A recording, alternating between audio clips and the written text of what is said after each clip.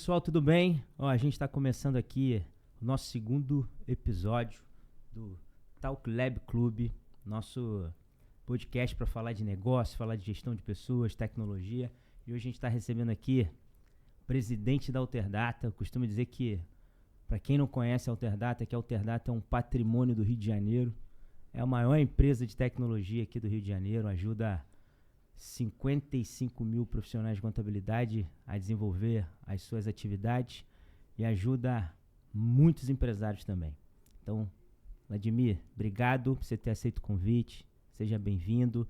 Antes, vou passar para o Renan e para o Eduardo fazer a saudação inicial. Tenho certeza que a gente vai trazer um conteúdo aqui de muito valor hoje e quem nos assistir vai gostar muito. Com certeza, Vladimir. Eu estou bastante animado para a nossa conversa. A gente já conversou aqui nos bastidores, né? Eu sempre brinco que eu aproveito essa oportunidade, esse momento, para fazer algumas consultorias gratuitas, né? Então, eu tenho muita pergunta aqui para fazer, curiosidade sobre a sua trajetória. Estou bastante animado com o papo. Obrigado por ter vindo. Vladimir, antes de você falar, primeiro você fala um pouquinho inicialmente, mas a primeira pergunta que a gente tem, que eu acho que é a curiosidade de todo mundo, é saber um pouquinho, que você queria que você fizesse um resumo da tua história, como é que você começou trabalhando com tecnologia, né? E até você chegar a ser o presidente da Alterdata hoje, essa empresa tão conceituada aqui no Rio de Janeiro. Primeiro, muito obrigado pelo convite. Eu confio muito no seu trabalho, Rafael, o que você vem fazendo, disruptivo na classe contábil aqui no Rio de Janeiro, e vem sendo uma inspiração para muitos profissionais entenderem o quanto que o contador tem que se reposicionar. E eu acredito tanto nisso que eu acho que a vida do contador é muito parecida com a história de uma empresa de tecnologia, porque a minha história se conecta bastante com a classe contábil, porque eu trabalho com software desde os 19 anos. Eu estou nesse momento com 61 e dos 19 até os 25 anos eu fui um programador freelancer, construindo software para uma empresa e para outra. Aos 25 anos eu e o José Ronaldo montamos a Alterdata e ela começou a trilhar uma operação que veio se tornar hoje uma das maiores empresas do país da área de tecnologia. Nós temos mais de 2.000 pessoas na empresa, temos 130 unidades de negócio pelo país, aproximadamente 61 mil clientes ativos, cerca de 1 milhão de usuários usam os sistemas todos os dias. Então isso é uma responsabilidade muito grande e aqui tem vários ângulos que a gente pode conversar. Então tem ângulos de liderança, tem ângulos de expansão territorial, tem ângulos aqui de projeto futuro, planejamento. Então eu acho que tem o papo aqui vai ser extremamente rico. Esse tempinho que nós temos aqui não vai dar tempo, não. Nós vamos ter que fazer o episódio 2, 3, 4. Então eu vou começar com a pergunta. Eu tenho olhado para o mercado nacional de contabilidade. E a gente sempre brinca que São Paulo não se compara a nada, né? Para você fazer comparativo, você tem que tirar São Paulo, eu digo em relação a dados econômicos. E a gente tem a vontade aqui de ter uma unidade em São Paulo, de explorar o mercado de São Paulo. E aí, como você, em algum momento da tua trajetória, você passou por esse desafio, né, de romper a barreira aqui das fronteiras do Rio de Janeiro, eu queria que você falasse um pouco sobre isso. Como foi o teu desafio e como você acredita que precisa ser hoje com muito mais experiência?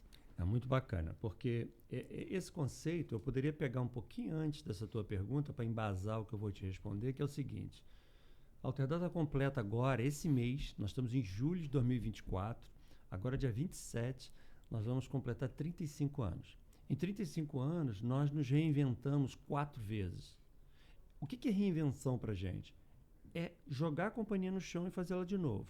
Mudar padrões, venda, maneira de relacionamento com clientes, tudo. Uma dessas 4 reinvenções é isso que você falou. Foi uma época que nós observamos que a empresa podia dar um salto maior do que ela estava dando. Nós entendemos que poderíamos ter unidades em outros lugares. Isso aconteceu em 1993. Em 93, nós começamos a olhar para frente e falar assim, eu posso ter uma base em São Paulo, eu posso ter uma base em Salvador, em Recife, em Porto Alegre. Só que como é que eu vou fazer isso? Porque naquela época a internet praticamente não existia. Você tinha que controlar a distância pelo telefone as pessoas. Então você tinha que ter métodos. Na minha cabeça, se você não está estruturado na tua base central, você abrir outras unidades, a chance de você ter problemas é muito grande. Então, o primeiro dever de casa para quem está nos ouvindo, que pretende expandir o seu negócio, é uma reflexão clara, transparente, sem a empolgação do empreendedor, porque o empreendedor, em geral, ele é muito empolgado e muitas das vezes essa empolgação cai por terra. É você olhar o seguinte: eu tenho infraestrutura na minha central, você confia na sua organização, nos métodos que a empresa tem hoje? Ah, confio. Então, é um passo.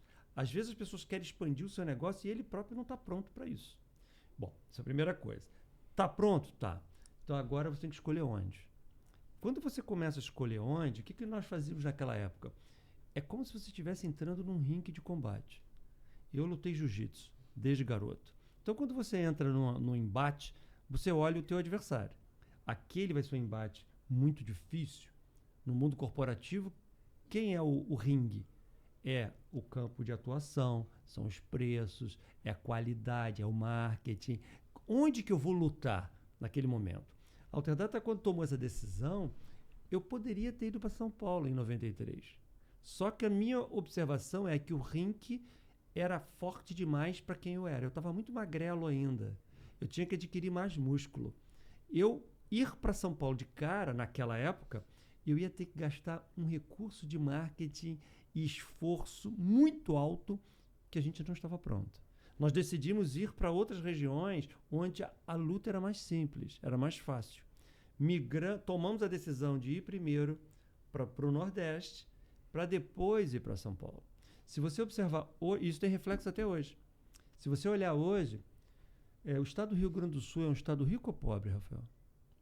Agora está passando... Um problema, mas ele é rico. Rico. É um estado rico. Sim. Faz sentido o faturamento da Alterdata no Rio Grande do Sul, o estado inteiro, no Rio Grande do Sul, ser inferior do que Pernambuco? Não. Não, mas é. Pernambuco gera mais receita para a Alterdata do que o Rio Grande do Sul. Por que isso? Porque Pernambuco foi 10 anos antes. Nós fomos para lá 10 anos antes do Rio Grande do Sul. Então, o Pernambuco é um estado bacana, é um estado poderoso, a gente tem cliente pra caramba, mas a economia, o PIB, ele é menor do que o do Rio Grande do Sul. O que vai acontecer no futuro? O Rio Grande do Sul vai passar um dia. Sim. Porque ele tem um potencial de crescimento maior. Isso quer dizer, que eu estou querendo responder para você, são as decisões que você tem que tomar estratégicas e não emocionais. Às vezes a gente fala, peraí, eu tenho que estar na cidade mais importante do país. Está na hora. Vamos botar no papel indicadores, métricas, padrões, investimento que tem que ser feito. E às vezes você toma a decisão, peraí, é melhor eu estar de repente em Campinas primeiro, no interior de São Paulo, do que na metrópole, porque eu vou usar uma arma de guerra um pouco menor numa região que é mais controlada. Quando você entra numa metrópole, é muito mais complexo. Então, essas decisões são muito bacanas serem tomadas, muito mais com a cabeça do que com o coração, porque a gente entende melhor esses movimentos. Nós fizemos isso e tivemos muito sucesso. Hoje nós temos 130 unidades pelo país. A gente tem basicamente nenhuma região é predominante em relação à outra. Nenhum cliente da Alterdata representa mais do que 0,1% do faturamento da empresa. Ela foi preparada para ser uma estrutura muito pulverizada. Mas isso não aconteceu por acaso. Foi com planejamento, foi estrategicamente desenhado para isso acontecer, entendeu? Obrigado. Renan? Você acha que isso se dá muito por... Você sempre, desde o início, né, da empresa, você disse que era muito ligado aos indicadores, né? Geralmente as pessoas, os empresários se preocupam com isso mais lá na frente, quando está tudo bagunçado, né? Você ter essa percepção de expansão, você acha que ter indicadores bem no início fez a diferença? Renan, há uns anos atrás, essa pergunta é muito legal, eu sempre conto um caso que aconteceu que você vai entender claramente a resposta. Eu estava fazendo uma palestra para um grupo de empresas de TI aqui no Rio. Tinha uns 200 empresas de TI me ouvindo e eu falando, Rafael, com o tema indicadores de performance, como é que constrói painéis, como é que você analisa e tal. Falei lá 1h e pouco. Quando terminei, uma das pessoas abriu para perguntas, uma das pessoas abriu o microfone e falou assim, olha, o senhor está falando esse monte de indicadores que o senhor faz porque o senhor é uma empresa grande. Eu tenho uma empresa com 10 funcionários. Eu não tenho tempo de fazer isso não, eu tenho que trabalhar. Ele usou essa expressão. Eu não tenho tempo de fazer indicadores, eu tenho que trabalhar. E aí eu respondi da seguinte forma, Renan. o que nasceu primeiro, o ovo ou a galinha? Aí ele, não entendi. Eu falei, então vou te fazer de outra forma. O que veio primeiro? Você acha que eu sou assim porque eu sou assim porque eu nasci assim? Exato. Aí ele, também não entendi. Eu falei, então vamos de outra forma. Você acha que a Alterdata é grande e por ela ser grande, eu tenho tempo e dinheiro para fazer esse monte de coisa bonita aqui, de encher de números e gráficos coloridos? Ou você acha que eu sou aficionado por indicadores desde que eu tinha 15 anos de idade e é por isso que ela ficou grande? O que nasceu primeiro, o ovo ou a galinha? Aí, tô entendendo. Eu falei, cara, quando a Alterdata era pequena, a gente tinha 6 meses de vida, eu já tinha indicadores. Eu já tinha um controle para aumentar a assertividade. O Excel nem era famoso naquela época. Nós usávamos o Lotus 123, que era a planilha dominante na época. Eu já tinha números. Quantos clientes estavam ligando, por que estavam ligando, quantos bugs a gente gerava, que funcionários tinham performance melhor. Já tinha essas informações. Eram poucas, mas eu tinha.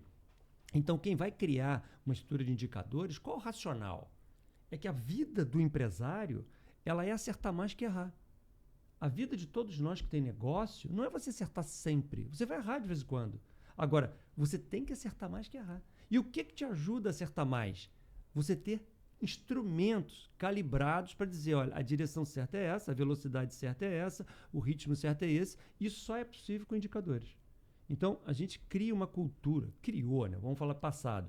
Nós criamos, desde a fundação, uma cultura dentro da organização de indicadores fortes. Então, Renan, eu não aceito alguém entrar na minha sala e falar assim, Vladimir, eu tive uma ideia que a Alterdata tinha que fazer determinada coisa. Primeira coisa que ele vai escutar, de onde você tirou essa ideia? Que métrica você viu? Que indicador? Qual foi a amostra que você estudou? Onde que você tirou essa ideia? Ah, não, eu sonhei ontem. Não, volta, vai pensar melhor e depois você retorna. Porque a gente estimula que eles tenham indicadores. Hoje, na Alterdata, no meu computador, tem 452 indicadores de performance medindo a empresa inteira. Então, eu estou vendo o que está acontecendo. Os diretores estão vendo o que está acontecendo. Os gerentes acessam essa estrutura. É parte de um processo cultural. Então, é top-down. Como gestão, isso é top-down. É de cima para baixo. Não é de baixo para cima. Se a alta gestão não acredita no processo, a magia não acontece. Então, nós que estamos numa posição lá em cima, a gente tem que ir passando essa cultura na estrutura hierárquica da companhia inteira. Aí a magia começa a acontecer. Porque as pessoas erram menos. E quando erram, eles percebem o erro muito rápido. Eu não me importo que alguém erre na empresa. Eu me importo quando ele demora para perceber o erro. Então, se ele tentou, errou, mas rapidamente os indicadores mostraram, e na semana seguinte ele já corrigiu o erro, show. E tem uma fala sua que você disse que vocês conseguiam até descobrir os problemas antes do cliente perceber. Essa é a análise preditiva. Esse é outro assunto bem legal, que é a capacidade matemática de identificar se o cliente está mudando de comportamento. Por exemplo, aqui o Rafael é nosso cliente. Então, se eu olhar meus indicadores lá, eu sei quantas vezes por mês a equipe dele liga. Eu sei se ele faz uma reclamação ou não. Eu sei se ele está inadimplente ou não. Eu tenho 22 características de comportamento que eu estou medindo aqui. Isso não é alguém fazendo. É um algoritmo que está rodando e analisando. Se o time dele, hipoteticamente, liga uma vez por mês para a gente e, de repente, passou a ligar 5 vezes, está estranho.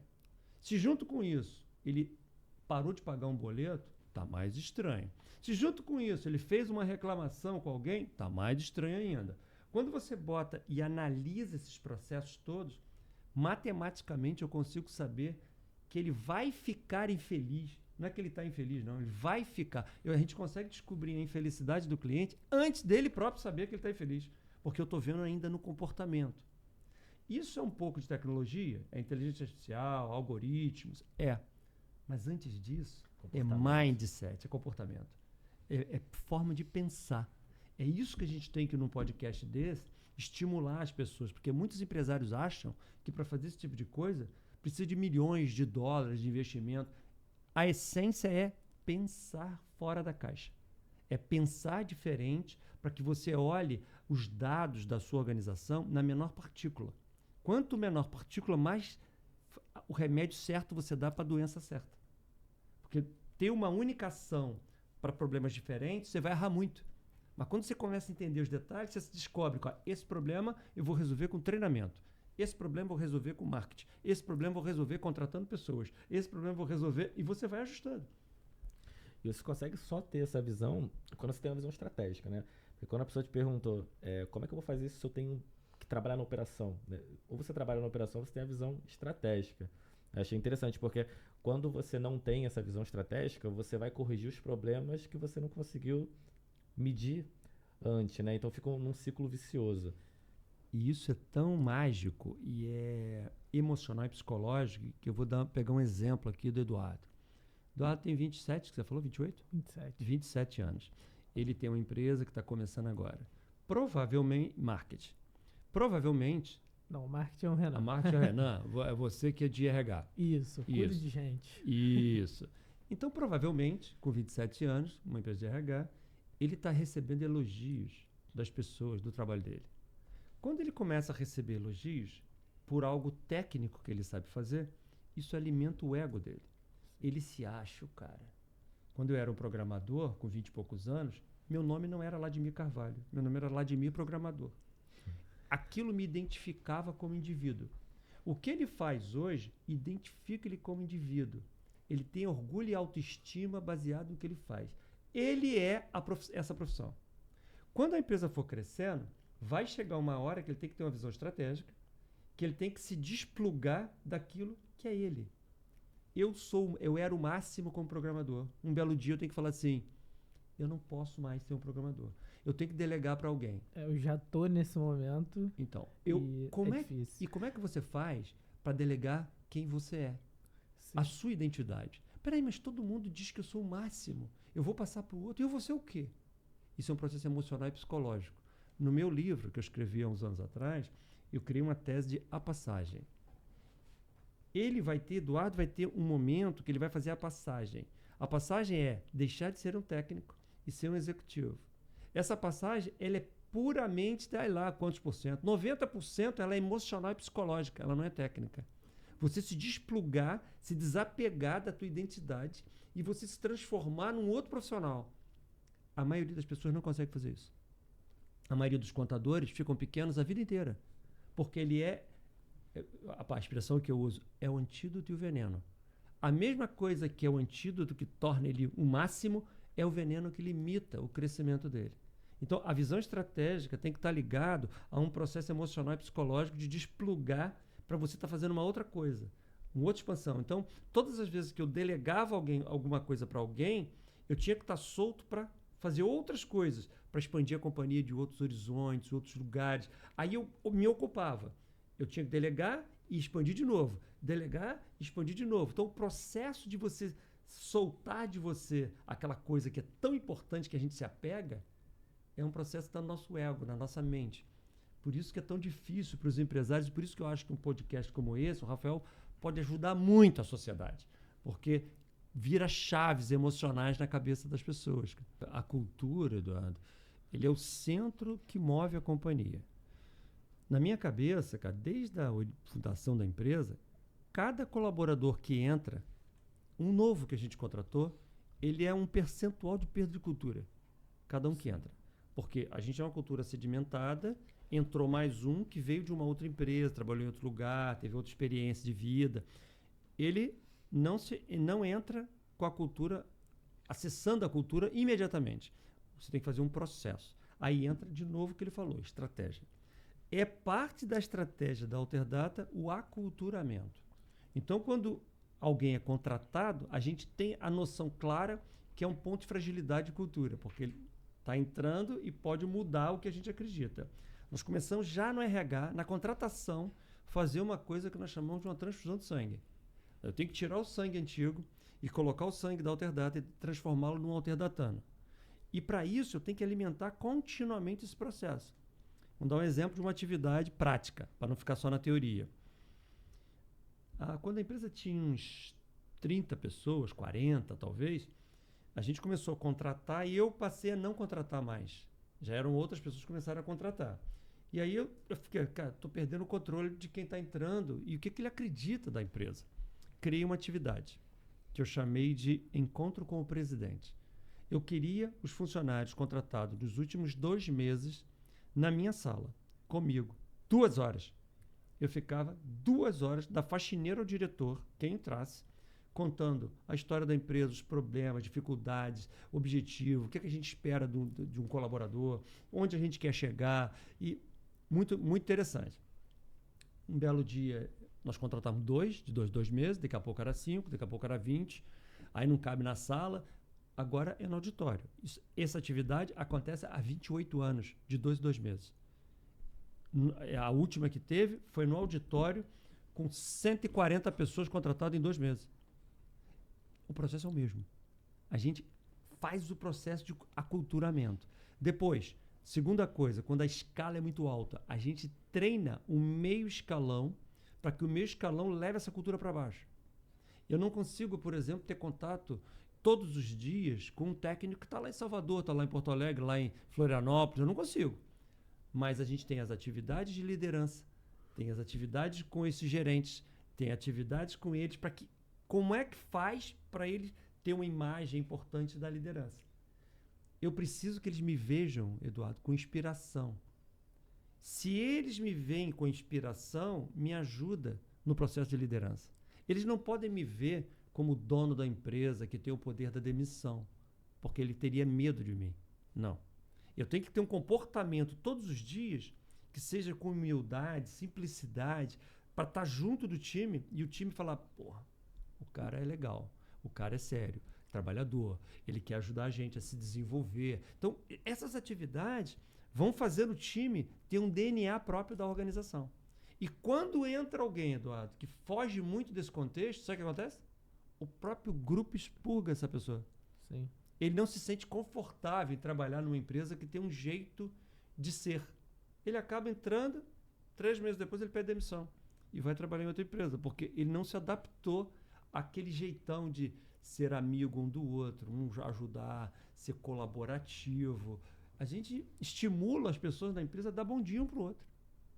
A gente fala, cara, dá bom dia para os teus amigos, porque isso é importante. Ele pode estar com algum problema, a sua presença é importante. Tudo isso faz parte de um processo de cultura que não termina nunca. Nunca você tem que parar de fazer esse processo. É o tempo inteiro retroalimentando, né? O Empower Brand é isso. E, na verdade, tem uma coisa curiosa sobre esse assunto, que os nomes vão aparecendo. Sim. E é interessante que as empresas, como a Alterdata, por exemplo, surge um nome desse, eu olho numa revista, num livro, Empower Brand, pô, Empower Brand, que é isso, cara? Aí eu vou ler. Eu falei, gente, eu já faço isso há 20 anos. CRM, eu me lembro quando apareceu a palavra CRM. Eu falei, CRM? O que é CRM, cara? Aí lendo livros em inglês, porque eu não tinha nem literatura aqui no Brasil, eu li. Eu já faço esse negócio. Ou seja, se você for muito observador, você vai criar as dinâmicas. Sim. E os nomes vão surgir.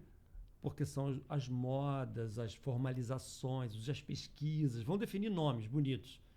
Mas quando você tem a essência do mindset, da necessidade, você vai criar aquela coisa antecipadamente, o que é muito bacana, né? Assim, a gente teve até agora uma rodada aqui a gente teve uma aula e, assim, estou muito alinhado com tudo que você falou.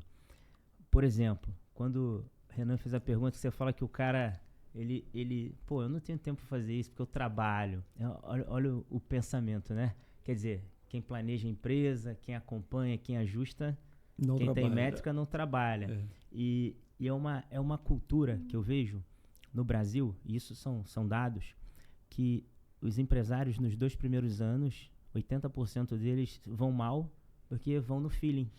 Ele vai no feeling. Intuição, né? Não é no feeling, pô, isso aqui sempre foi assim, sempre deu certo, o cara não sabe formar preço, o cara não sabe contratar, o cara não sabe fazer nada, e ele vai no feeling, ele não sabe o que é fluxo de caixa, ele às vezes diz que o balanço dele tá errado, porque o balanço trabalha por regime de competência e o fluxo de caixa é regime de caixa, e ele não entende nada, e muitas das vezes ele vai mal.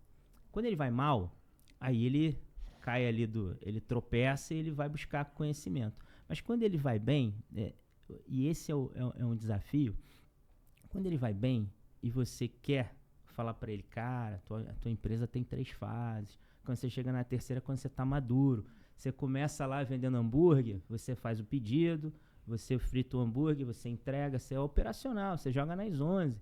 Depois, você monta ali um time, você já fica aqui só gerenciando, você é tático. E aí depois que você pega os melhores aqui, bota na gerência aqui, coordenando, aí você vai pro estratégico, que é o que você falou. E aí você consegue olhar a tua empresa, dar 2 passos para trás, a tua visão fica ampla, aí você consegue planejar, você consegue com métricas, com indicadores, acompanhar e fazer ajustes o tempo inteiro. Tua empresa você vai fazer apertar parafuso o tempo inteiro, mas para apertar parafuso tem que ter métrica. Só que o cara fala assim, pô, mas minha empresa tá dando certo, tá aqui, ó o meu resultado. Aí você fala, mas então, você tá com a janela fechada, a luz apagada e tá indo no feeling, aí tá dando certo. Você imagina se acender a luz, se você abrir a janela. É muito melhor. Só que às vezes esse cara, ele não quer ouvir isso porque ele acredita que o negócio dele é bom. E é bom, às vezes é bom. O negócio dele é tão bom que ele faz um monte de besteira e vai dando certo no feeling. E só que chega uma hora que, como você falou, a sociedade vai evoluindo, os negócios vão transformando, acompanhando a evolução social, e esse cara, ele acaba quebrando a cara dele. E ele acredita, por exemplo, como você muito bem colocou, você falou de ego, eu sempre falo que é vaidade. O cara que não quer sair do operacional porque ele se acha o melhor contador, o melhor advogado da empresa, é vaidade. E ele se perde porque é vaidoso. Porque você tem que sair. Chega uma hora você tem que sair, eu não quero mais ser contador. Eu não vou mais ser operacional, agora eu planejo o meu negócio, expansão. E aí quando esse cara, ele cai do cavalo, ele lá na frente alguma coisa muda, o mercado muda, ele não acompanhou porque ele não fez a passagem, ele ainda tá lá, ele não consegue ver o negócio dele de uma forma ampla, ele cai. E quando ele cai, geralmente, o tombo dele deixa tantas sequelas, e é principal que eu vejo você falando muito. E aí eu vou fazer a pergunta, que é a sequela emocional. Porque ele viveu ali, às vezes, anos naquele ego, a empresa dele, do jeito dele, dava certo, ele não escutou ninguém, ele não quis fazer a passagem, ele não quis ter indicadores, e ele cai. Quando ele cai, afeta onde? No psicológico dele, no emocional, ele entra em depressão. E aí a pergunta que eu te faço. A gente vive num mundo hoje, principalmente pós-pandemia, que as doenças da mente, elas estão aí. Depressão, ansiedade, crise de pânico. A sociedade, a gente vê isso com muita frequência. Queria que você respondesse como é que você lida com isso numa empresa, como o Eduardo falou, com 2.000 funcionários, 130 unidades. Como é que você trata a mente dessas pessoas dentro da tua empresa? Olha só, esse assunto é muito legal porque a mente, Rafael, ela está muito conectada com as decisões que você toma e com a velocidade que você impõe no negócio. A sociedade hoje está diferente do passado realmente. A gente tem um processo de transformação que sempre existiu, só que os ciclos de transformação eram mais abertos, eram mais longos. Hoje ele é mais curto. Isso exige que você tenha uma outra pegada. E o jeito de você fazer isso acontecer mais rápido, na minha forma de pensar, número 1 é você ter grandes referências. Por exemplo, eu vou pegar o meu exemplo, que é o que eu conheço. Quando eu comecei a trabalhar, antes da Alterdata existir, que eu era um programador, como é que eu me desenvolvia, Rafael? Sendo extremamente observador. Então, quem eram minhas referências próximas? Eu acredito que você tem que ter 2 referências para sua mente estar sempre equilibrada. Referências próximas e referências longas. As referências próximas eram os meus clientes mais top de linha. Eu não olhava um cliente completo e falava assim, eu quero ser igual o Rafael. Não. Eu olhava assim, o Rafael é muito bom em alguma coisa. Ele é muito bom em vendas. Eu vou ver o que ele faz, o que ele lê, como é que ele se comporta, como é que ele organiza o time de vendas. Já o Eduardo era meu cliente também, mas o Eduardo era muito ruim nisso. Mas ele era muito bom em gestão de pessoas. Então eu quero ver como é que ele faz reuniões, como é que ele contrata, como é que não sei o quê. Eu fazia isso. Eu não tinha dinheiro para comprar livros. Eu ia nos clientes, via a biblioteca do cliente cheio de livros e falava assim, jogava uma isca. Pô, rapaz, você tem um livro tal. Cara, eu tinha vontade de ter um livro desse, mas é difícil de comprar, né? Eu falei, não, eu te presto, cara. Eu pegava. Eu li muitos livros de clientes, porque eu usava esses caras como minha referência. Quando eu fazia isso, a minha mente estava sendo o tempo inteiro se adaptando a novos padrões. Com 22 anos, eu pensava assim, eu sou um programador, um técnico, um nerd, eu e a máquina. E eu ficava pensando assim, por que tem algumas pessoas que falam e todo mundo acredita? E tem gente que fala e ninguém acredita. Por que tem pessoas que têm conteúdo fraco e têm mais resultados, ou têm conteúdo forte e não têm resultados? Qual é a magia da comunicação? Rafael, com 22 anos, eu estava fazendo curso de oratória, expressão verbal, lendo livro de psicologia e sociologia, para entender como é que a mente funciona e como é que a sociedade se move. Isso foi me dando uma aceleração de transformação, que é o que eu faço até hoje. Até hoje, eu procuro ter referências. Eu quero estar em grupos que eu sou o pior, não que eu sou o melhor. Quanto mais eu estou num grupo que eu sou o pior, o grupo fala mais línguas que eu falo, viaja mais que eu viajo, ele tem mais conhecimento cultural que eu tenho. Quanto mais eu tenho isso, mais eu estou me puxando minha mente para estar para frente. Essa forma de pensar eu faço na Alterdata. A gente estimula o time a estar o tempo inteiro aprendendo coisas novas. Por isso que a gente tem uma universidade corporativa na companhia. Por isso que a gente está o tempo inteiro alimentando e usando as referências. A gente fez um treinamento lá na companhia agora, tem 1 mês e pouco, foi desenvolvido internamente, 2 dias, de 8 da manhã a 8 da noite, de imersão de liderança, para treinar 164 gerentes e supervisores, que é o meio escalão da companhia, para provocar essas pessoas a ter um aprendizado contínuo. Então, quando você cria essa estrutura, a mente deles borbulha. Ele não dá tempo de estar pensando que não tem objetivo. Não, os objetivos estão traçados. Isso é estimulado com o time continuamente. Isso funciona com 100%? Lógico que não. Ser humano não é matemática. Então não funciona com todos. Mas a gente procura ter um ambiente o tempo inteiro mostrando para eles que nós estamos jogando um jogo infinito, não um jogo finito. Então, esse cliente seu que falou assim, eu estou bem, meu negócio é bom, e ele entra na zona de conforto, esse cara está com a mente completamente errada frente à sociedade de hoje, porque ele está vendo o jogo finito. O que é o jogo finito dele? Ele montou a empresa, desenvolveu, e agora a empresa está bem. Para ele, o jogo acabou. Na mente de alguém, que eu penso, e as pessoas de mais desenvolvimento, a empresa está bem é um pedaço da jornada. Ela não é o jogo. O jogo que nós estamos jogando é infinito. O seu escritório, você me falou que veio para essa estrutura lindíssima, fora da curva, está aqui há poucos meses. Isso significa que o jogo acabou? Você terminou? Você não quer jogar mais? Agora você está tranquilo? Não. Você já está falando aqui, eu tinha vontade de estar em São Paulo. Você está jogando o jogo infinito. O que é o jogo infinito para o teu time? É olhar para frente e falar assim, isso aqui pode ser o maior escritório do Brasil, isso aqui pode ser tal, nós podemos ter um outro tipo de serviço, outro tipo de negócio. Quando você estimula o teu time a olhar para frente, para o propósito, para as coisas que estão lá, mais distante do que os problemas do dia a dia, a mente deles está sendo preparada para uma construção de algo que é fora da curva. A maioria está olhando só o hoje. Os empresários têm que botar na mente do time à frente. Então, eu me lembro de evento de final de ano da empresa, que a gente faz uma festa, bota lá mais de 1.000 pessoas, de eu chegar com o microfone para mais de 1.000 colaboradores e falar o seguinte, o projeto nosso é esse. Nós vamos dobrar o tamanho da empresa daqui a tantos anos. Eu vou precisar de mais diretores, mais supervisores, mais gerentes. Vocês estão comigo ou não?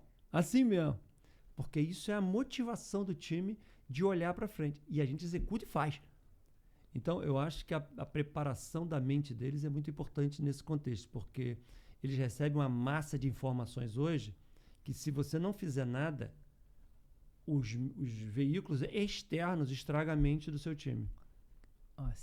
Cara, você falou uma coisa agora, você falou várias coisas que eu concordo. Em relação à liderança, que o líder natural é aquele que as pessoas te seguem porque elas acreditam que o que você faz é o correto, o teu comportamento. Você falou de comportamento, que eu também eu leio muito sobre comportamento humano, leio tudo.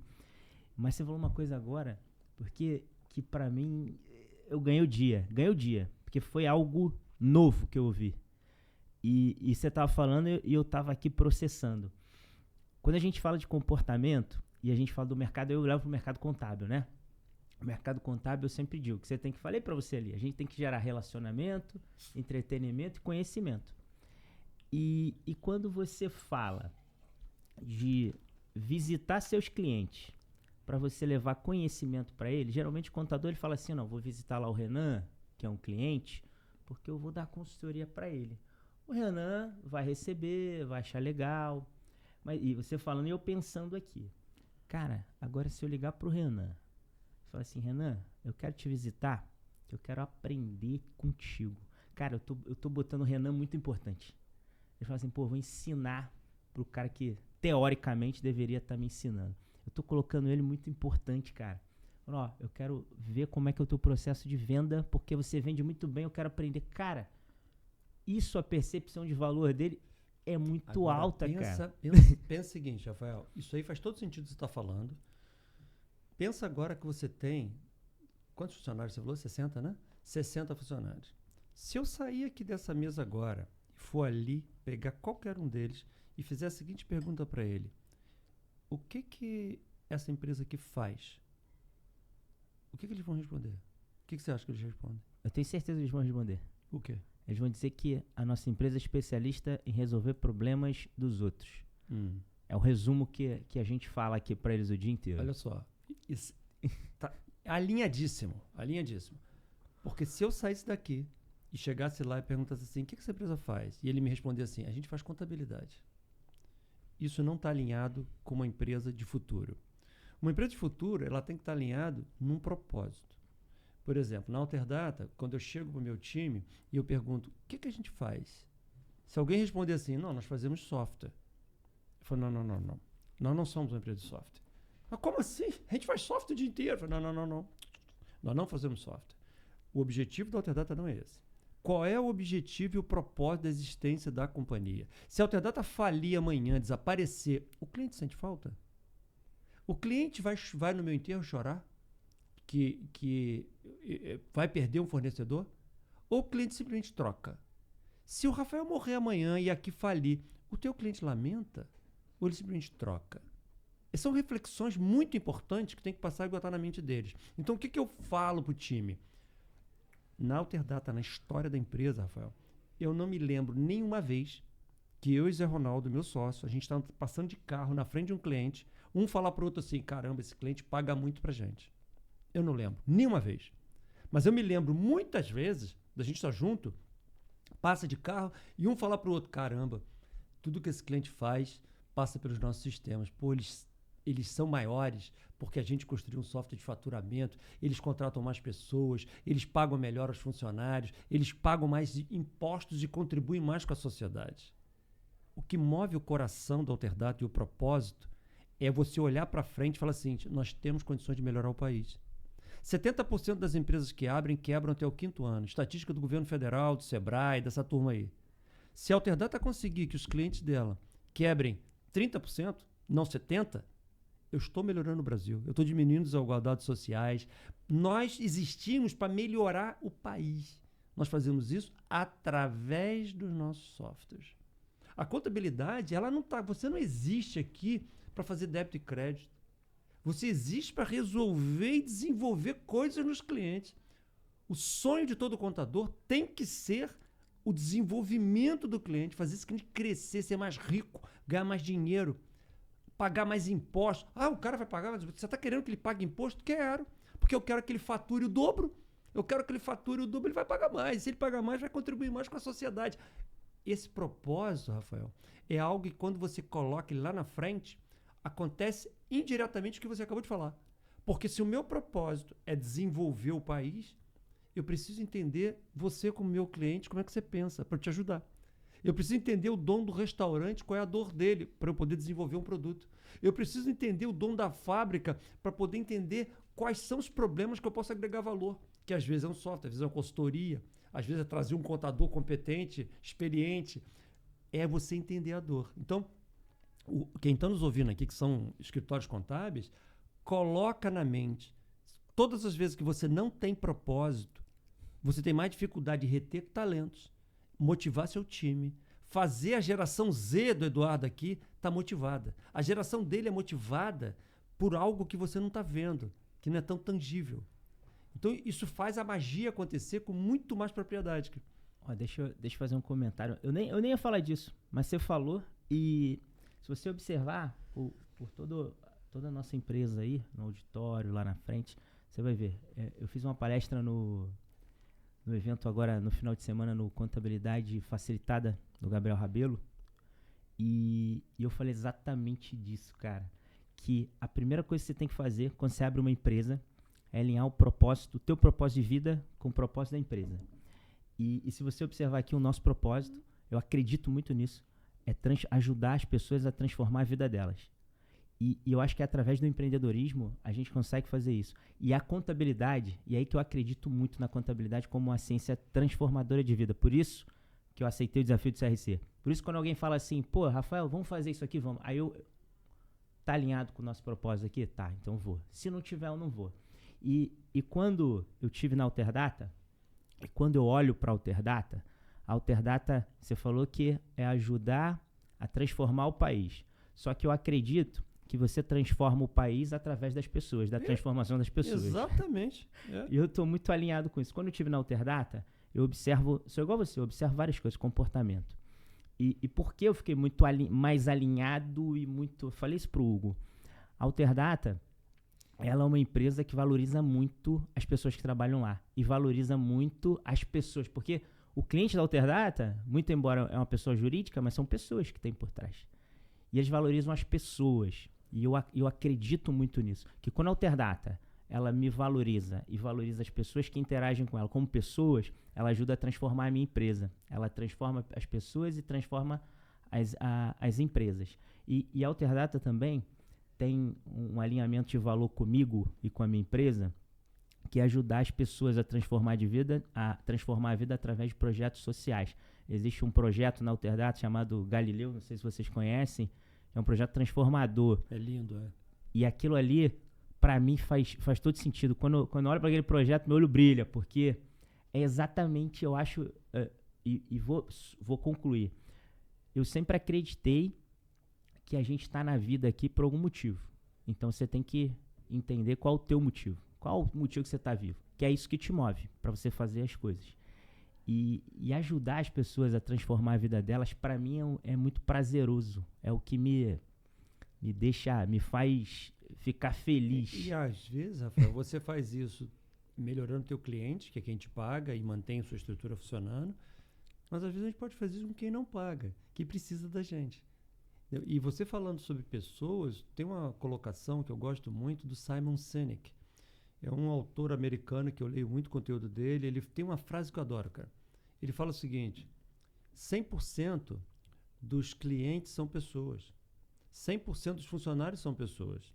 100% dos fornecedores são pessoas. Se você não entende de pessoas, você não entende de negócio. Ou seja, a essência de um empreendedor é ser muito hábil em conhecer de ser humano. Comportamento, perfil, características, bloqueios psicológicos, como é que você motiva os times, como é que você bota um menino de 20 e poucos anos motivado e bota um coroa de 60 igual a mim motivado, como é que você faz essa magia acontecer? Nos corações e não no bolso.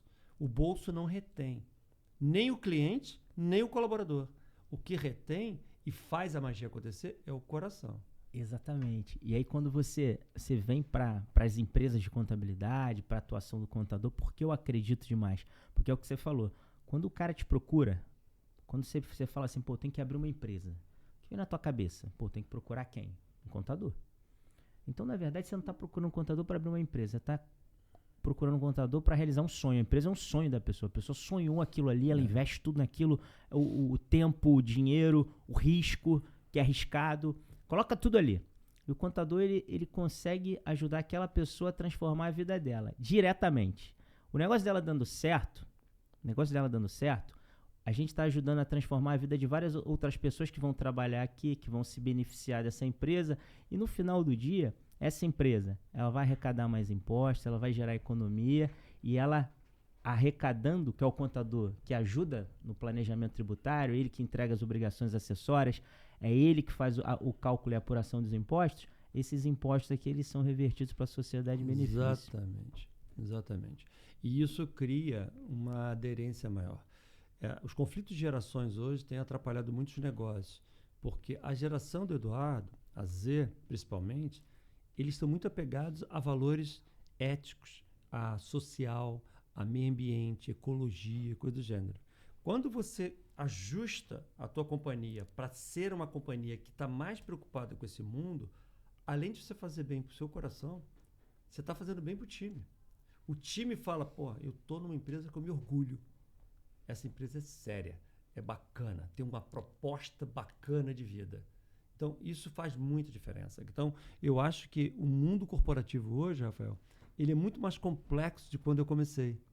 Quando eu comecei, as coisas eram mais encaixadinhas, mais fábrica, sabe? Hoje, não. Então, o empresário hoje, ele tem que ter um arsenal de guerra muito maior do que quando eu comecei. Naquela época, eu tinha que ter uma habilidade técnica e 2 ou 3 competências fora da técnica. Hoje, eu tenho que ter a técnica e umas 20 competências inúmeras, que é muito importante. Por isso que esse tipo de podcast ele tem que ser disruptivo na cabeça do empresário. Toda vez que eu participo de um podcast desse tipo, meu desejo é que os nossos ouvintes não consigam dormir bem essa noite, pensando o que você tem que ser amanhã. Ontem eu estava em São Paulo num podcast da Amazon. Eu falei muito parecido. Eu estava direcionando lá para a empresa de TI. Mas a empresa de TI, de software, é muito parecida com o contador. Ela é dependente de pessoas também, ela é dependente de recorrência mensal, ela tem uma série de características muito parecidas. Então, isso que a gente está falando aqui hoje são coisas que não são teorias. É coisa que eu acredito de verdade, eu pratico há mais de 30 anos lá na Alterdata, cara. Então, eu espero que esse bate-papo realmente abra a mente de muitos que estão nos ouvindo, cara. Você está vendo uma pessoa aqui, que está falando contigo nesse momento, você está vendo um cara treinado, preparado para conhecer esses conflitos. Se você tivesse a minha idade, eu daria uma resposta agora para você diferente do que eu vou dar para você. Porque eu tenho 61.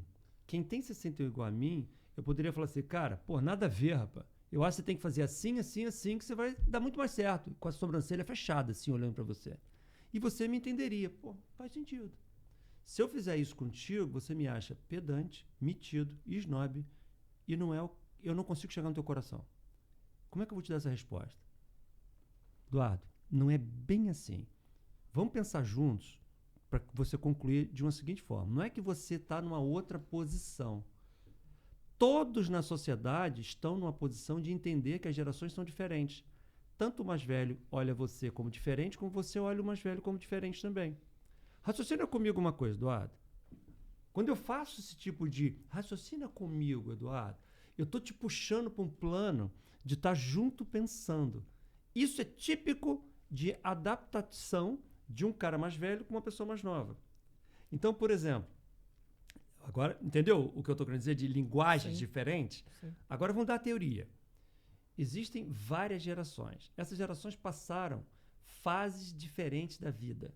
Eu sou baby boomer. Eu nasci em 63. Antes de mim são os boomers. Esses boomers saíram de um período pós-guerra. Eles sofreram muito. Qual era a visão deles? Sobreviver. Eles estavam preocupados em ter patrimônio, reter. Despensa em casa era cheia de comida. Eles iam para o supermercado e faziam a compra do mês, porque eles não podiam não ter comida. Então, isso se reflete na maneira que ele comanda e na maneira que ele recebe informação.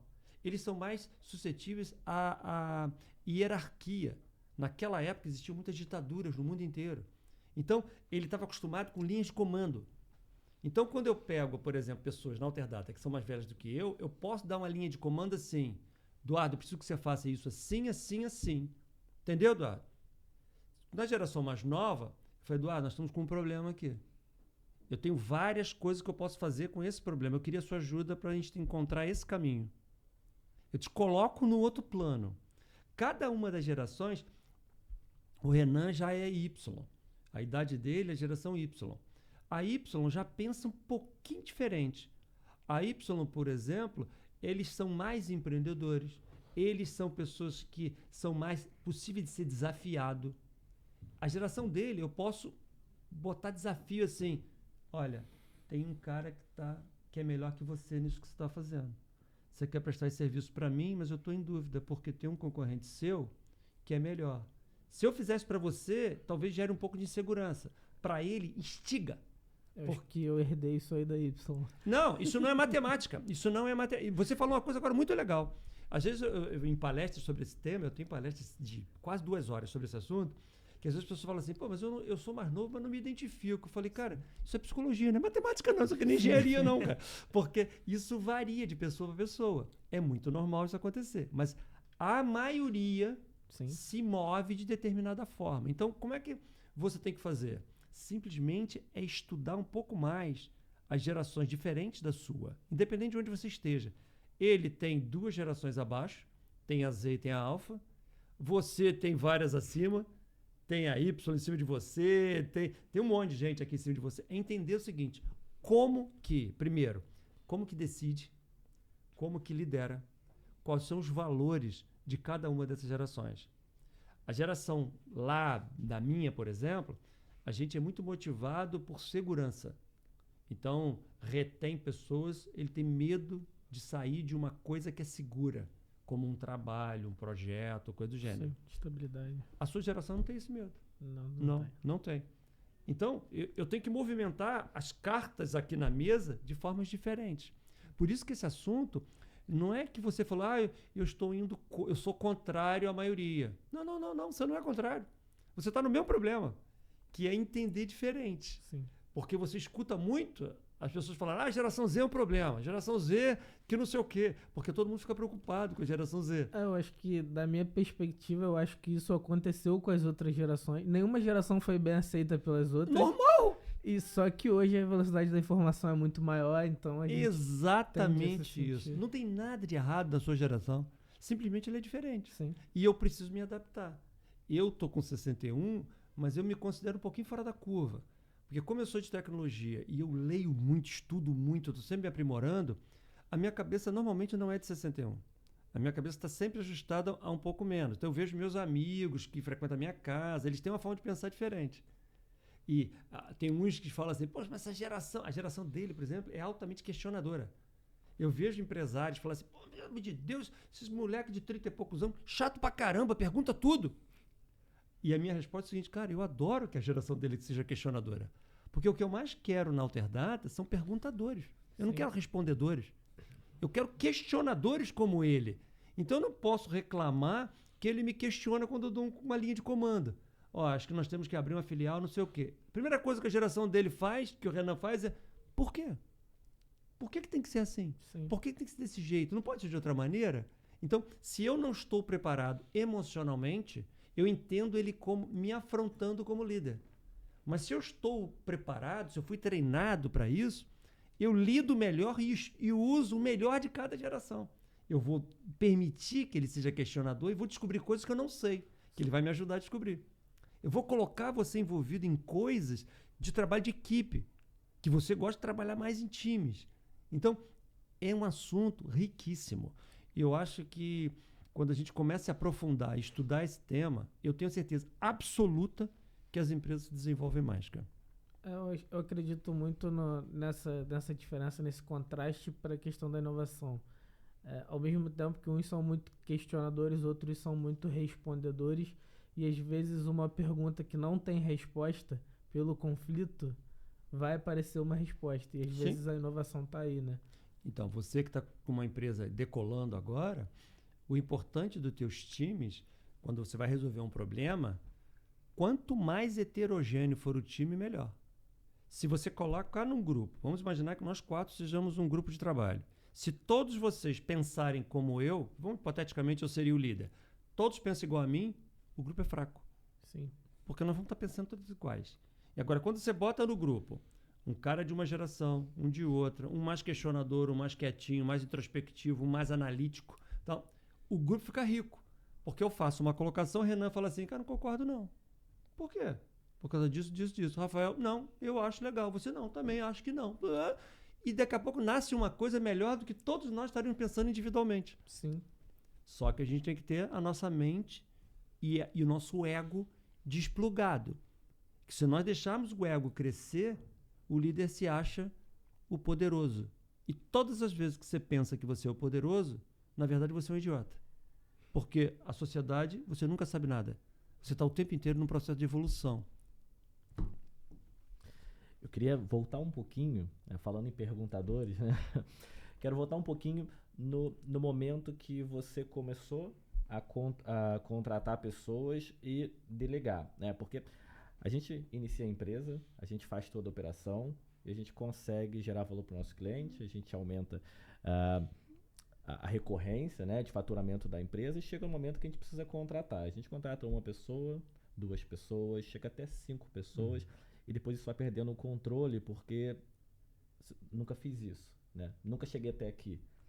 Como que foi para você quando a Alterdata chegou nesse momento que você precisou delegar e às vezes a informação que você passava teria que passar por 2 ou 3 pessoas, né? Como é que você fez para chegar correto e conseguir conduzir? Excelente colocação, Renan, porque o processo de delegação, o método que eu mais acredito e fiz a minha vida inteira foi um método de monitoramento sistemático. Então vamos dar um exemplo. Eu estou fazendo uma missão, uma tarefa, a empresa é pequenininha, eu sou o cara que faz aquilo na tarefa. Porque quando você é pequeno, você varre chão, vende, você atende cliente, você faz tudo. Então, eu sou aquele cara que faço um monte de coisa. Eu tenho que delegar. Primeira coisa que eu penso, essa delegação que eu vou fazer é de alto risco ou não? Ah, não. É um negócio simples que não é de alto risco. Me toma tempo, mas não é de alto risco. Se ela não é de alto risco, eu posso delegar e monitorar de forma longa. O que é longa? Ah, sei lá, uma vez por mês eu posso chamar o delegado, a pessoa que eu deleguei e falar como é que está o trabalho. Agora vamos imaginar que a coisa seja de altíssimo risco, que eu tenho que delegar. Se o cara errar, eu posso perder cliente, posso dar um prejuízo no cliente, eu posso fazer alguma coisa. Eu tenho que monitorar curto. Então como é que eu delego para você alto risco? Com monitoramento diário. Todo dia, à tarde. Renan, como é que foi hoje? Ih, aconteceu isso, fiquei em dúvida nisso. Ó, isso acontecer, você faz assim, assim, assim. No dia seguinte, Renan, e aí, como é que tá? Ih, tal. Quando eu vou sentindo que você está acertando, eu vou alongando o monitoramento. O monitoramento sistemático, ele vai se alongando de acordo com a confiança. Vai chegar uma hora que uma coisa de alto risco eu preciso ver contigo uma vez por ano. Porque agora você já está dominando. Então, a delegação é uma ciência extremamente importante nesse processo de você passar para os outros. Esse é um elemento eu com o outro. Mas acontece uma coisa também que você falou, que é quando a cadeia aumenta. Porque eu fazer com alguém, eu domino, eu estudei, eu me aprimorei. Agora, e o meu gerente fazendo isso com o supervisor dele? Aí que entra uma magia maior, que é você estar o tempo inteiro acompanhando essas pessoas e cobrando os métodos. Isso que eu estou falando para você, eu falo exatamente com nossos líderes na empresa. Eu quero que os nossos gerentes façam assim com os supervisores deles, quando ele está muito sobrecarregado. Vou dar um exemplo concreto. Teve uns anos atrás que eu contratei uma gerente comercial. A gerente comercial, ela entrava na minha sala, Eduardo, todo dia, umas 10 vezes por dia, me perguntando se podia fazer alguma coisa. Admir, tem um cliente querendo um desconto, e o outro quer fechar, mas precisa de não sei o quê. Eu posso fazer ou não posso fazer? E eu respondendo, pode, não pode, pode, não pode. Chegou uma hora que aquilo estava me incomodando. Aí eu fiz o seguinte com ela, olha o que é delegação. Eu falei, vamos fazer uma coisa? Todas as vezes que você vier aqui na minha sala, eu queria que você trouxesse o problema e trouxesse 3 hipóteses para resolver.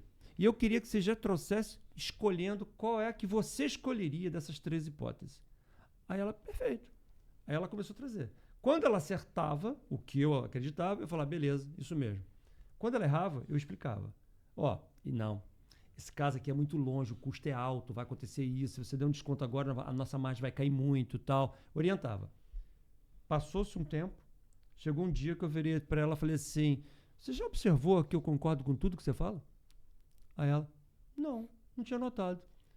Tudo que você traz na minha mesa, você escolhe, eu concordo. Sabe por quê? Porque você está pensando igual a mim. Agora você não precisa mais vir na minha sala todos os dias, eu quero que você só venha se tiver valores acima de tantos R$1.000. De 10 vezes por dia, ela passou a entrar na minha sala uma vez. Aí o que acontece? Você deu empoderamento. Essa palavra empoderamento é muito importante no ciclo de crescimento. Eu empoderei Mas não simplesmente passando. Foi com treinamento, com acompanhamento, com monitoramento.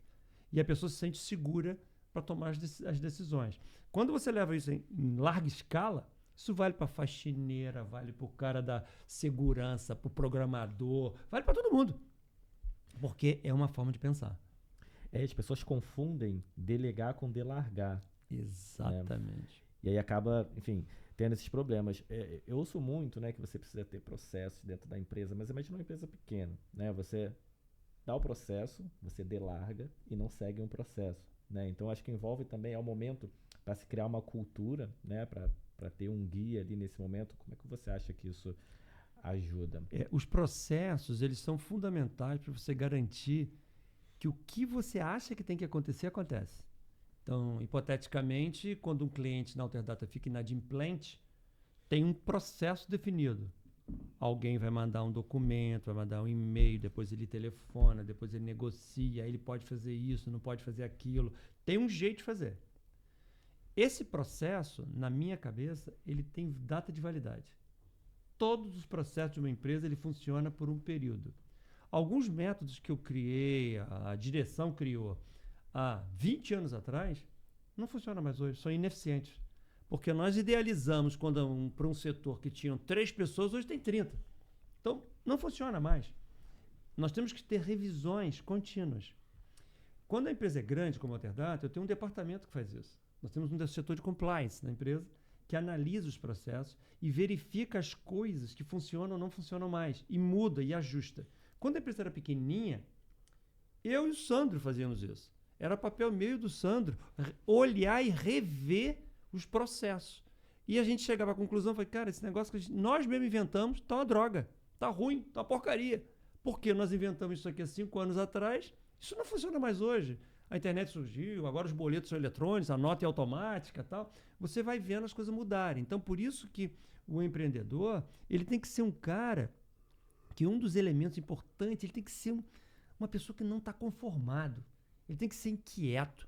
Ele tem que ter um negócio dentro dele que o tempo inteiro ele não está feliz com os processos. Que aí você vai analisar, vai futucar, vai apertar, o negócio muda e se ajusta. Então, os processos são fundamentais, mas a gente não pode ver como a vida da companhia.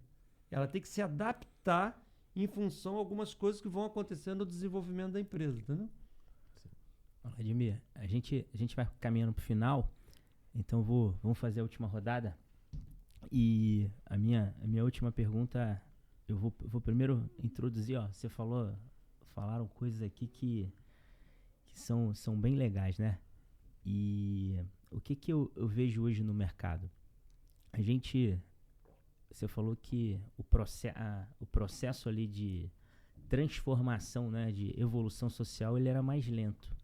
E ele deu uma acelerada. Eu também acredito que da pandemia para cá, isso foi muito mais rápido e tem sido aceleradíssimo, principalmente a evolução tecnológica. A minha última pergunta, para a gente concluir, primeiro te agradecer, você deu uma aula aqui para todos nós e para todos que vão assistir. Mas a minha pergunta é, dentro de um mercado, e eu não digo só mercado contábil, tá? Eu digo o mundo dos negócios, o mundo empresarial. Como é que você vê essa virada, e não vou nem levar para aquela temática dos profetas do Apocalipse, que dizem que a contabilidade vai acabar, que vai acabar um monte. Eu digo de uma forma geral, empresarial. Como é que você vê essa transformação acelerada para o futuro? E como é que você vê que as pessoas precisam se comportar? Se você vê tudo que a gente falou aqui, gira em torno de comportamento de pessoas, comportamento empreendedor, e aí... E o que eu penso? Que muitas das vezes as pessoas não têm consciência. Quando você não tem consciência, você não sente necessidade. Não é verdade? Você pega uma empresa, como vocês acabaram de falar aqui, a empresa, ela começa pequenininha com... Uma empresa de contabilidade. Ela começa pequenininha ali com 3 setores básicos.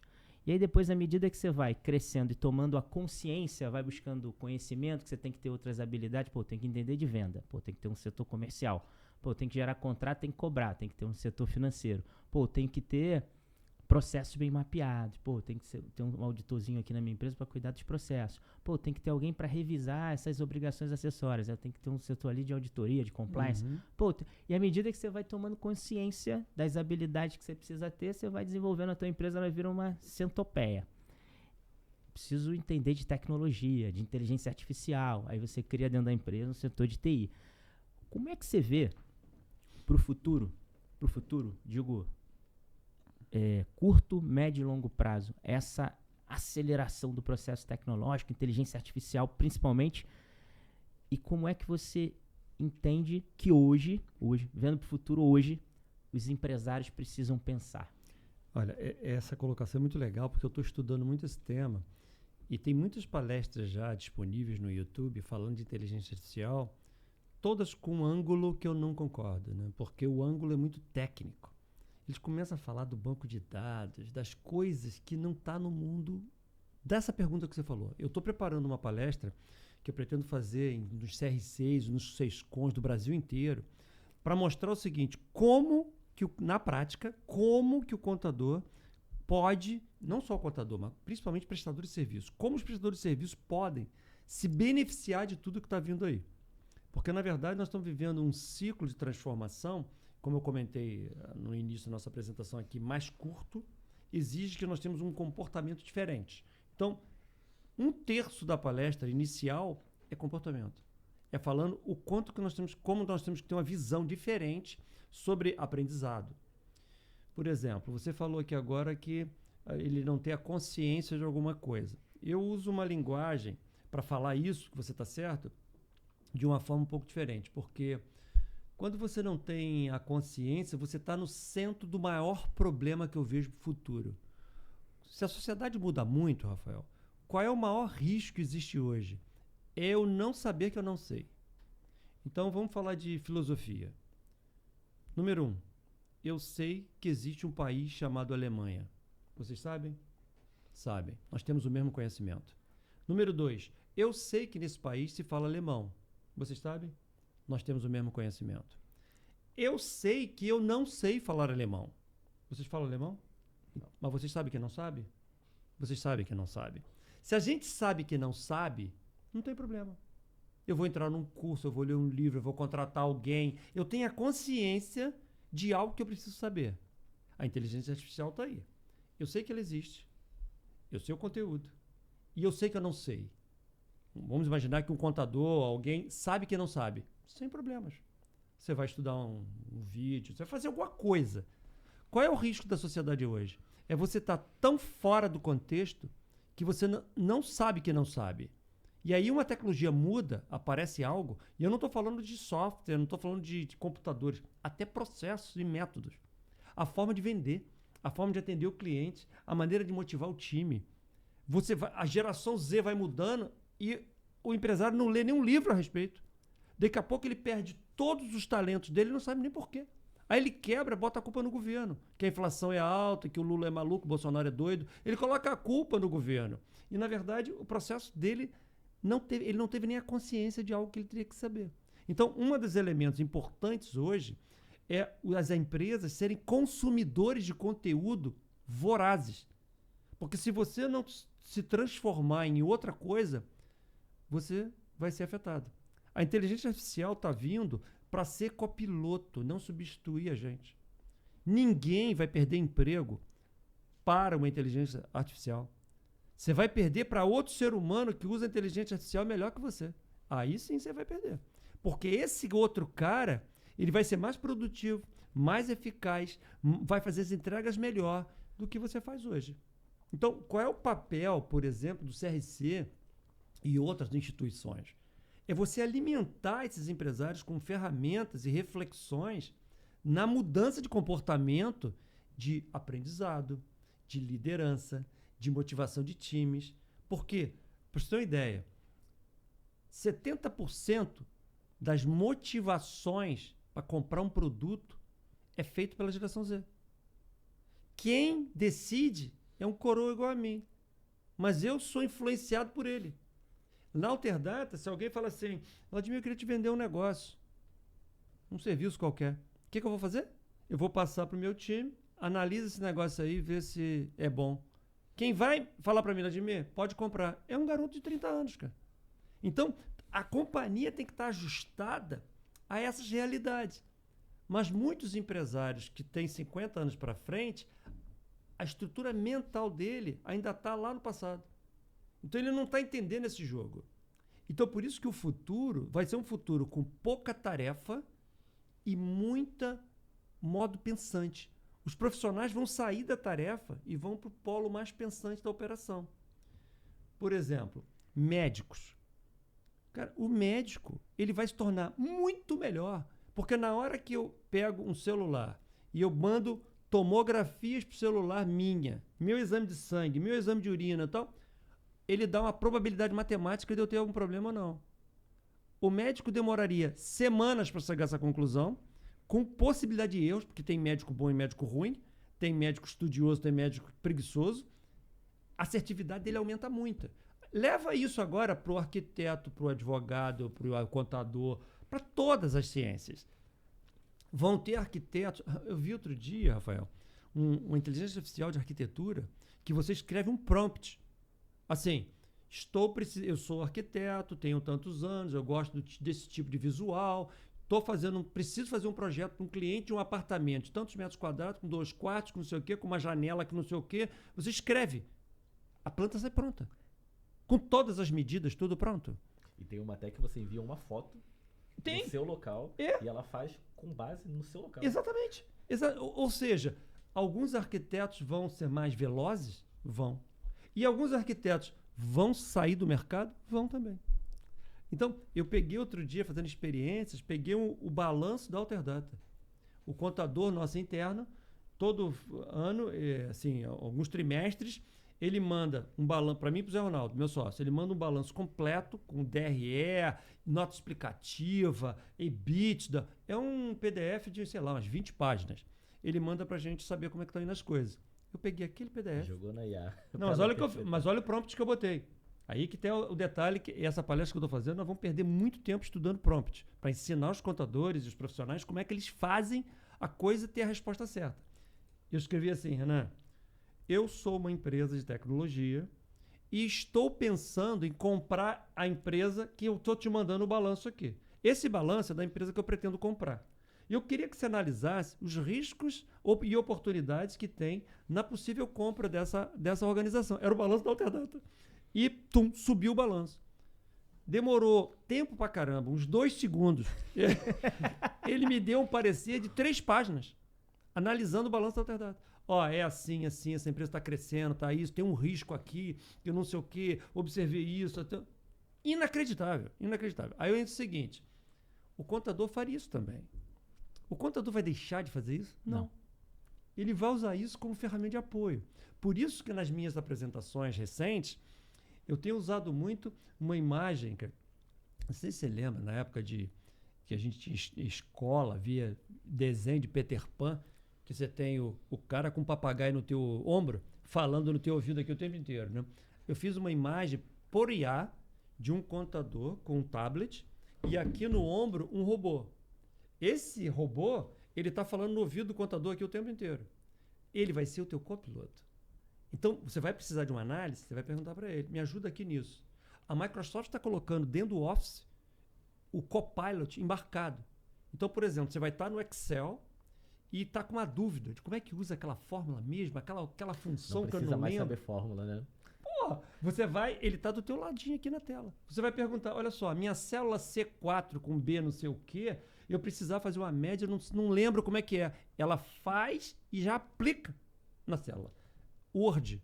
Imagina você está escrevendo um texto, um documento, acabou de escrever o parágrafo, você vira para o lado e fala assim, você pode melhorar essa redação desse parágrafo? E você está escrevendo, aí você fala assim, eu preciso nesse parágrafo de um exemplo, de uma legislação de não sei o quê. Ele, eu preciso.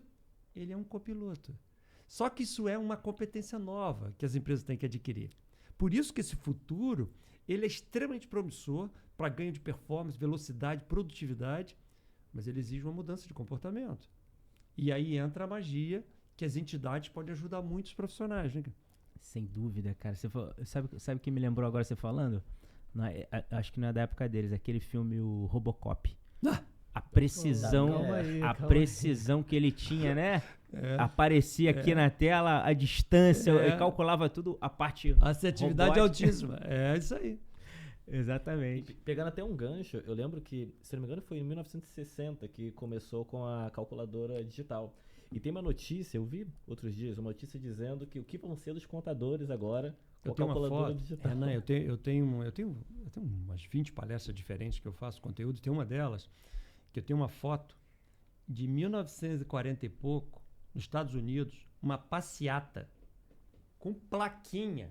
Assim, aqui um monte de gente com placa reclamando, uma passeata nos Estados Unidos de professores de matemática protestando contra a calculadora. Pois é. Dizendo que o mundo ia acabar.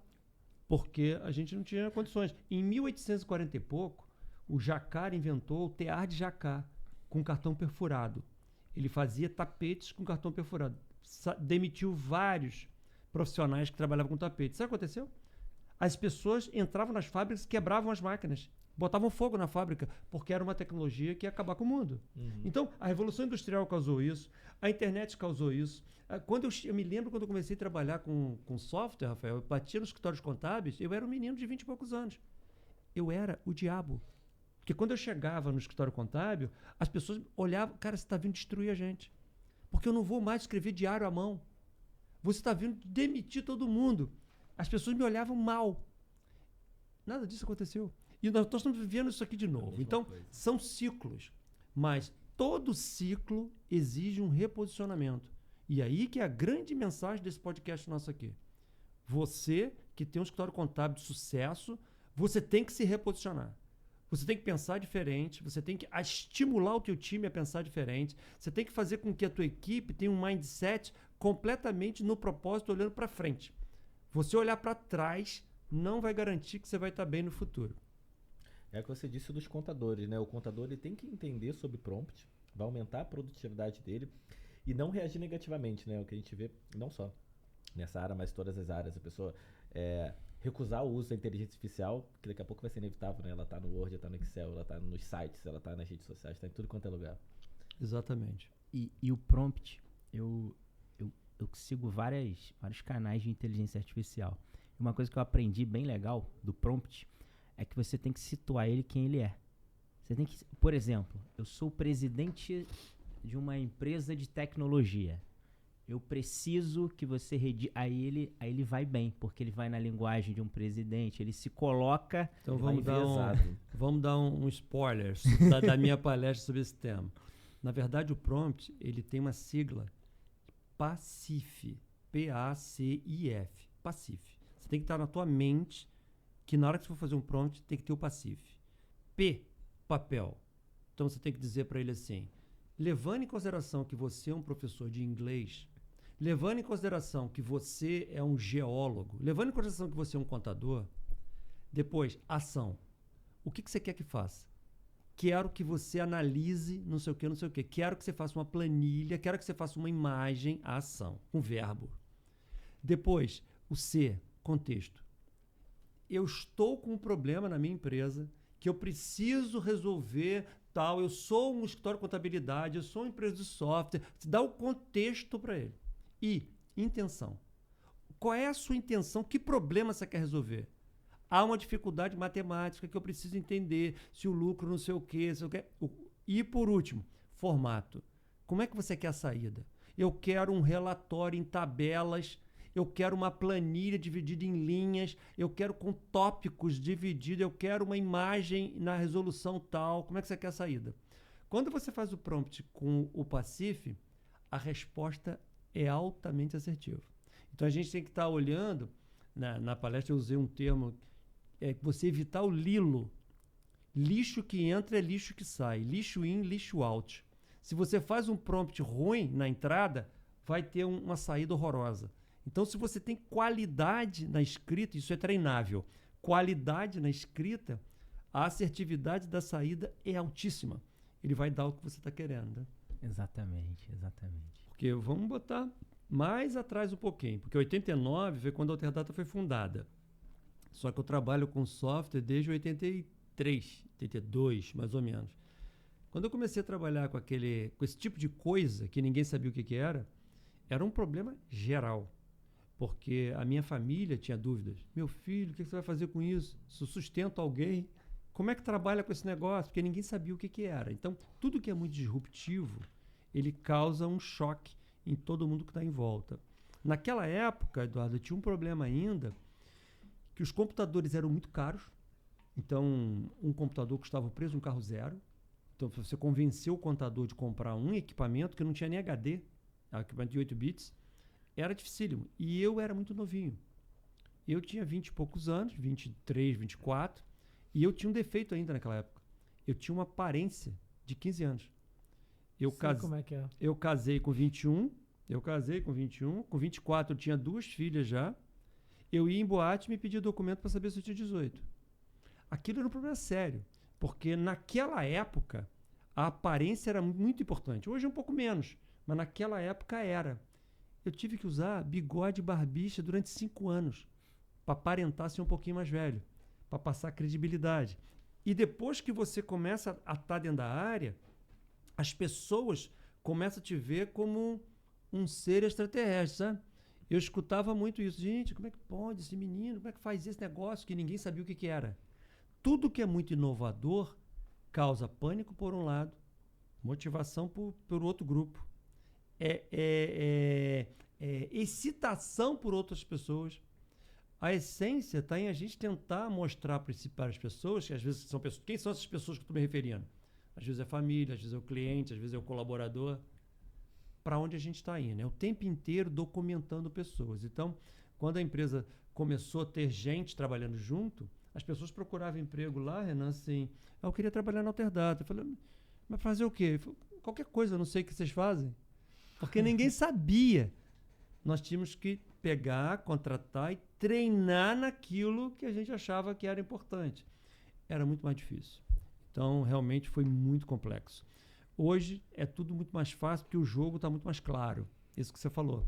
Quando se monta uma empresa de software, você sabe que tem que ter um setor comercial, que tem que ter um setor de atendimento, tem que ter um setor de desenvolvimento. Mas naquela época não se sabia. Então, nós estamos vivendo nesse momento um momento de oportunidade na sociedade inteira. É um momento de ameaças? Talvez para alguns. Mas é mais de oportunidade do que outra. Imagina que está vindo uma onda no mar e você já está com a prancha embaixo do braço porque você já está preparado. Você vai surfar. Agora, a onda está vindo. Se você vai comprar a prancha ainda, vai entrar na aula para treinar, vai tomar um caixote. Essa onda vai te pegar, entendeu? Então é muito importante a gente estar se preparando para quando essa oportunidade chegar, que é a onda, a gente surfar nela. Eu acredito verdadeiramente que é uma oportunidade espetacular. Mas os empresários têm realmente que se reposicionar, como eu já comentei. Olha, a gente vai caminhando para o final. Te agradecer, Vladimir, Renan, Eduardo. A gente traz aqui, ó, pra você não esquecer do nosso podcast. A gente tá te entregando aqui um... Vocês não são fáceis, não, né? Olha lá. A gente tá te entregando uma foto da tua participação aqui hoje, pra você levar de...